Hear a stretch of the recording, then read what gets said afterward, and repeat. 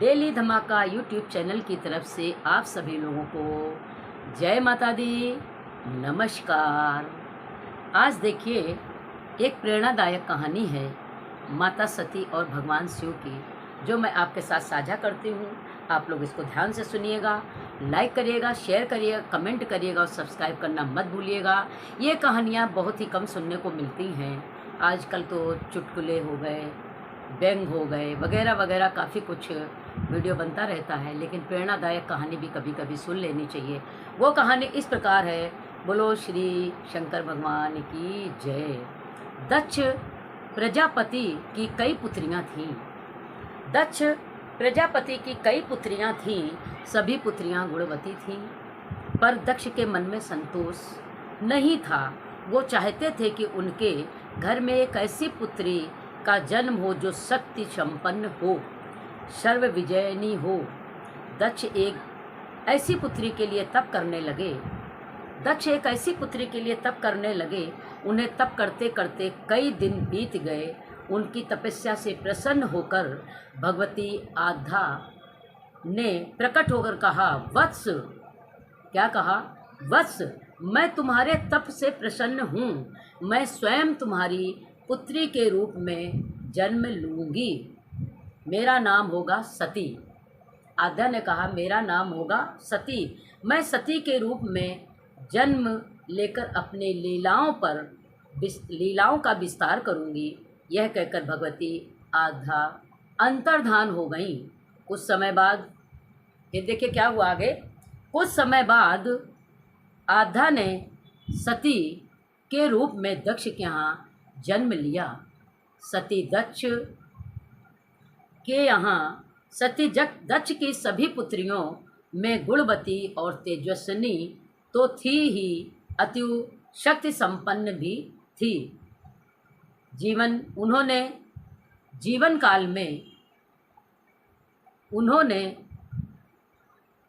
काल के उन्होंने बाल्यावस्था में ही कई ऐसे अलौकिक कृत्य किए करके दिखाए, जिन्हें देखकर स्वयं पक्ष को भी विस्मय की लहरों में डुबो दिया। सती जब विवाह के योग हुई तो दक्ष को उनके लिए वर की चिंता हुई। उन्होंने ब्रह्मा जी से परामर्श किया। ब्रह्मा जी ने कहा, सती आद्या का अवतार है। ब्रह्मा जी ने कहा, सती आद्या का अवतार है। आद्या आदि शक्ति और शिव आदि पुरुष है। अतः सती के विवाह के लिए शिव ही उचित योग वर हैं। दक्ष ने ब्रह्मा जी की बात मानकर सती का विवाह भगवान शिव के साथ कर दिया। सती कैलाश में जाकर के भगवान शिव के साथ रहने लगी। एक बार ब्रह्मा जी ने धर्म के निरूपण के लिए एक सभा का आयोजन किया। सभी बड़े बड़े देवता सभा में एकत्र थे।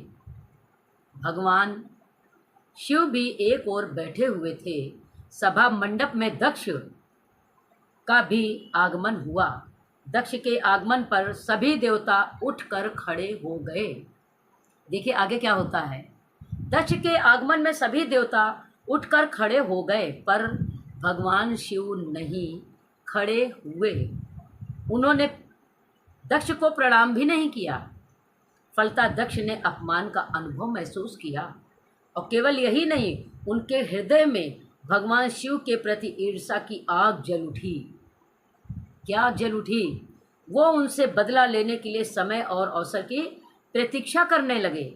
भगवान शिव को किसी के मान और अपमान से क्या फर्क पड़ता है? वो तो समदर्शी हैं। उन्हें तो चारों तरफ अमृत ही अमृत दिखाई पड़ता है। क्या दिखाई पड़ता है? अमृत ही अमृत दिखाई पड़ता है। जहाँ अमृत होता है वहाँ कड़वाहट और कसैलेपन का क्या काम? जहाँ अमृत होता है वहाँ कड़वाहट और कसैलेपन का क्या काम? भगवान शिव कैलाश में दिन रात राम राम कहा करते थे। सती के मन में जिज्ञासा उत्पन्न हो उठी। उन्होंने अवसर पाकर भगवान शिव से पूछा, आप राम राम क्यों कहते हैं? राम कौन है? भगवान शिव ने उत्तर दिया, देखिए भगवान शिव ने क्या उत्तर दिया। भगवान शिव ने उत्तर दिया, राम आदि पुरुष हैं, स्वयंभू हैं, मेरे आराध्य हैं, सगुण भी हैं, निर्गुण भी हैं। अयोध्या के नृपति दशरथ के पुत्र राम के रूप में उनका अवतार हुआ है। सीता उनकी सधर्मिणी है। किंतु सती के कंठ के नीचे बात उतरी नहीं। वह सोचने लगी कि अयोध्या के नृपति दशरथ के पुत्र राम आदि पुरुष के अवतार कैसे हो सकते हैं। वो तो आजकल अपनी पत्नी सीता जी के वियोग में दंडक वन में उन्मत्तों की भांति विचरण कर रहे हैं। वृक्षों और लताओं से उनका पता पूछते फिर रहे हैं। यदि वो आदि पुरुष के अवतार होते तो क्या इस प्रकार आचरण करते। यह सोचकर उनके मन में राम की परीक्षा लेने का विचार उत्पन्न हुआ। वो सीता का रूप धारण करके दंडक वन में जा पहुंची। देखिए क्या हुआ, वो सीता का रूप धारण करके दंडक वन में जा पहुंची और राम के सामने प्रकट हुई। भगवान राम ने सती को सीता के रूप में देख करके कहा, माता आप एकाकिनी यहाँ वन में कहाँ घूम रही हैं। माता आप अकेले यहाँ वन में कहाँ घूम रही हैं। बाबा विश्वनाथ कहाँ हैं। बाबा विश्वनाथ कहाँ हैं। राम के प्रश्न को सुन करके सती से कुछ उत्तर देते ना बना। राम के प्रश्न को सुन करके सती को कोई उत्तर भी देने की इच्छा जागृत नहीं हुई। वे मन में अदृश्य हो गई और मन ही मन पश्चाताप करने लगी कि उन्होंने व्यर्थ ही राम पर संदेह किया। उन्होंने व्यर्थ ही राम पर संदेह किया। राम सचमुच आदि पुरुष के अवतार हैं, इंद्रियों से परे हैं। सती जब लौटकर कैलाश गई तो भगवान शिव ने उन्हें देखते ही कहा, सती तुमने सीता के रूप में राम की परीक्षा लेकर अच्छा नहीं किया। सती तुमने सीता के रूप में राम के पास जा करके उनकी परीक्षा लेकर के अच्छा नहीं किया। सीता मेरी आराध्या हैं, अब तुम मेरी अर्धांगिनी कैसे रह सकती हो। सीता मेरी आराध्या हैं, अब तुम अर्धांगिनी कैसे रह सकती हो। इस जन्म में हम और तुम पति और पत्नी के रूप में नहीं मिल सकते हैं। आगे देखिए क्या हुआ। शिव के कथन को सुन करके सती अत्यधिक दुखी हुई, पर अब क्या हो सकता है। शिव के मुख से निकली हुई बात असत्य कैसे हो सकती है। उन्हीं दिनों सती के पिता कनखल में बहुत बड़ा यज्ञ कर रहे थे। उन्होंने यज्ञ में सभी देवताओं और मुनियों को आमंत्रित किया था, क्योंकि उनके मन में शिव के प्रति ईर्ष्या थी। उनसे उनको बदला लेना था। सती को जब यह ज्ञात हुआ कि उनके पिता ने बहुत बड़ा यज्ञ का आयोजन किया और उनका मन यज्ञ के समारोह में जाने के लिए मचल रहा था और सम्मिलित होने के लिए व्याकुल हो उठा, वह शिव के पास गई और यज्ञ की बात बताई। शिव ने कहा, हम नहीं जा सकते प्रिय। शिव ने क्या कहा, हम नहीं जा सकते प्रिय। दक्ष तुम्हें अपना शत्रु मानते हैं, जानबूझ करके उन्होंने हमारी उपेक्षा की है।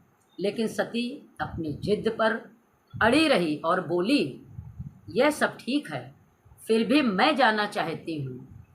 बोली, यह सब ठीक है, फिर भी मैं जाना चाहती हूँ। शिव जानते थे उनका जाना ठीक नहीं है, फिर भी उन्होंने कहा, मान रखा। बोले, ठीक है, अगर तुम जाना चाहती हो तो जाओ, पर मैं नहीं चलूँगा। वीरभद्र तुम्हें राजसी ठाट बाट से ले जाएंगे। सती वीरभद्र के साथ अपने पिता के घर गई, किंतु उनसे किसी ने भी प्रेम पूर्वक वार्तालाप नहीं किया। ना तो उनकी बहनों ने किया, ना उनकी माँ ने किया। दक्ष ने उन्हें देखकर कहा, तुम यहाँ क्या करने आई हो। तुम क्या यहाँ मेरा अपमान करने आई हो। अपनी बहनों को तो देखो, वो किस प्रकार भांति भांति के अलंकारों और सुंदर वस्त्रों से सुसज्जित हैं। तुम्हारे शरीर पर बाघंबर है। तुम्हारा पति शमशानवासी और भूतों का नायक है। वह तुम्हें बाघंबर को छोड़ करके पहना ही क्या सकता है। दक्ष के कथन से सती के हृदय में पश्चाताप का सागर उमड़ पड़ा। वो सोचने लगी कि उन्होंने यहाँ करके अच्छा नहीं किया। वो सोचने लगी कि उन्होंने आकर के यहाँ अच्छा नहीं किया।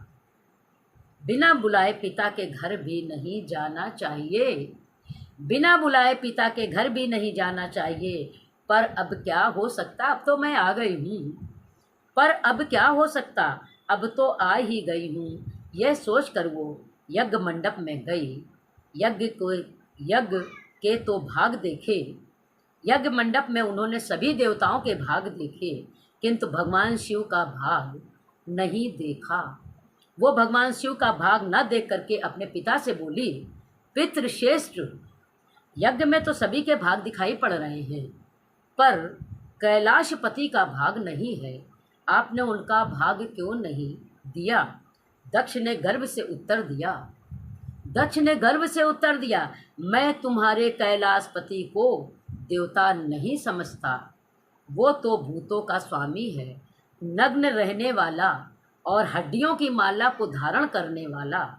वो देवताओं की पंक्ति में बैठने योग्य नहीं है। उसे कौन भाग देगा। पिता की बात सुन करके सती के नेत्र लाल हो उठे। उनका मुखमंडल प्रलय के सूर्य की भांति तेजोदीप्त हो उठा और उन्होंने पीड़ा से तिलमिलाते हुए कहा, क्या कहा। ओह, मैं इन शब्दों को कैसे सुन रही हूँ। मुझे धिक्कार है। देवताओं, तुम्हें भी धिक्कार है। तुम भी उन कैलाशपति के लिए इन शब्दों को कैसे सुन रहे हो, जो मंगल के प्रतीक और जो क्षण मात्र में संपूर्ण सृष्टि को नष्ट करने की शक्ति रखता हो। वो मेरे स्वामी हैं। नारी के लिए उसका पति ही स्वर्ग होता है। जो नारी अपने पति के लिए अपना अपमानजनक शब्दों को सुनती है, उससे नरक में जाना पड़ता है। मेरे पिता ने मेरे स्वामी का अपमान किया है। अब मैं एक क्षण भी जीवित नहीं रहना चाहती। ऐसा करके सती यज्ञ कुंड में कूद गई और जलती हुई आहुतियों के साथ उनका शरीर भी जलने लगा। यज्ञ मंडप में खलबली सी मच गई। चारों ओर तरफ हाहाकार मच गया। यह देखकर वीरभद्र क्रोध से कांप उठे और उछलकर यज्ञ को विध्वंस करने लगे। यज्ञ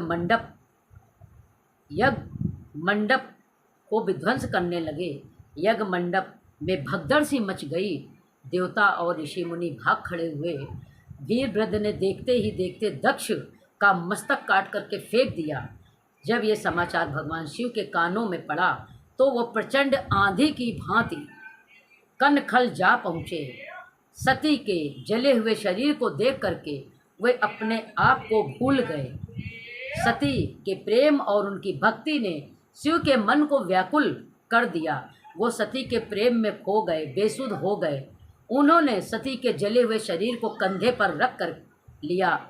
वह आठों दिशाओं में भ्रमण करने लगे। शिव और सती के इस अलौकिक प्रेम को देख करके पृथ्वी रुक गई, हवा रुक गई, जल का प्रवाह रुक गया और रुक गए देवताओं की सांसें। सृष्टि व्याकुल हो उठी। सृष्टि के वाणी पुकारने लगे, पाहिमान पाहिमान। भयंकर संकट को उपस्थित देख करके सृष्टि के पालक भगवान विष्णु के आगे बढ़े। वो भगवान की बेसुधी में अपने चक्र से सती के एक एक अंग को काट काट कर गिराने लगे। धरती पर 51 स्थानों पर सती के अंग कट कट करके गिरे। जब सती के सारे अंग कट कट करके गिर गए तो भगवान शिव पुनः अपने आप पे आ गए। जब उन्होंने अपने आपे में आए तो पुनः सृष्टि के सारे कार्य चलने लगे। धरती पर जिन 51 स्थानों पर सती के अंग कट कट गिरे थे, वही स्थान आज शक्ति पीठ के स्थान माने जाते हैं। आज भी उन स्थानों पर सती की पूजा होती है। धन्य था शिव और सती का प्रेम, धन्य था शिव और सती का प्रेम। शिव और सती के प्रेम ने उन्हें अमर बना दिया, वंदनीय बना दिया। बोलो जय श्री राम, जय श्री राम, जय हनुमान जी, जय हनुमान जी। आप लोगों को मेरा ये वक्तव्य, मेरी ये प्रेरणादायक कहानी अच्छी लगे तो लाइक करिएगा, शेयर करिएगा, कमेंट करिएगा, सब्सक्राइब करना मत भूलिएगा। जय माता दी।